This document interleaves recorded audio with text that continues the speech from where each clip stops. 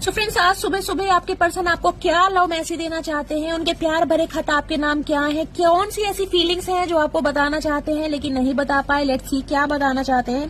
The thought of you with someone else breaks my heart. Guys, सुबह सुबह मुझे energy pick हो रही है, आपकी बहुत ज्यादा याद आ रही है और ये इंसान टेंशन में है, इनका दिल टूट रहा है कि आप किसी और को पसंद ना कर लें। आपको दूर जाता देखकर कहीं ना कहीं आपके पर्सन बहुत ज्यादा परेशान दिखाई दे रहे हैं। My feelings are getting deeper. इनकी जो फीलिंग्स है वो बढ़ती मुझे दिखाई दे रही है।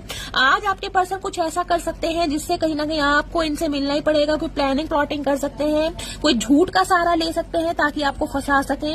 आई जस्ट वाना हक for you hours without saying anything. Guys, आपको गले से लगाकर रखना चाहते हैं। ये इंसान आपको महसूस करना चाहते हैं। ये इंसान बताना चाहते हैं कि ये भी आपसे प्यार करते हैं। I want to confess my feeling. या गाइस, ये इंसान कहीं ना कहीं बिल्कुल रेडी है अपने दिल की बात आपको बताने के लिए। अब बहुत हुआ, अब किसी की नहीं सुनेंगे। I think about you 24/7। I am